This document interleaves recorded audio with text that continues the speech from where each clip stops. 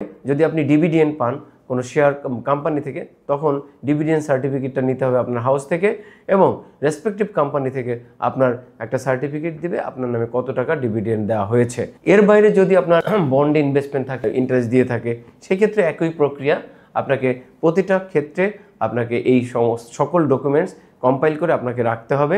সাবধান, আপনি অবশ্যই যে রিটার্ন যখন সাবমিট করবেন, অবশ্যই রিটার্নের সাথে আপনাকে এই ডকুমেন্টগুলো সাবমিট করতে হবে। আর যদি সাবমিট না করেন, ডেফিনেটলি আপনাকে ট্যাক্স অফিস আপনাকে চিঠি দিতে পারে, অথবা ট্যাক্স অফিস আপনাকে ফার্দার ক্লারিফিকেশনের যখন সাবমিট করবে তখন আপনাকে হয়তো বা বিব্রতকর অবস্থা পড়তে হতে পারে। আপনার যদি সব ডকুমেন্ট রেগুলার থাকে এবং সাজানো গোছানো থাকে, তাহলে আপনি নিজেই রিটার্ন জমা দিতে পারেন, এখানে কোনো সমস্যা নেই।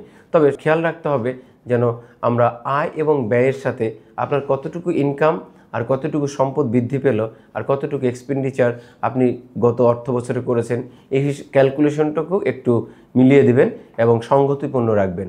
না রাখলে যেটা হবে যে আপনি তখন আর হিসাব মিলিয়ে দিতে পারবেন না, এনবিআর মনে করবে বা এনবিআর অফিসার হয়তো আপনাকে ভিন্নভাবে ট্রিট করতে পারে যে আপনার ক্যালকুলেশন এরর হয়েছে, অথবা আপনি ইনকাম হাইড করেছেন। এই বিষয়গুলোকে আমাদেরকে অ্যাভয়েড করে যেতে হবে। এই বিষয়গুলোকে আমরা প্ল্যানিং করে এবং সাজিয়ে গুজিয়ে সুন্দরভাবে ক্যালকুলেশনের মধ্যে নিয়ে এসে প্রেজেন্ট করতে হবে with the supporting documents with your tax return.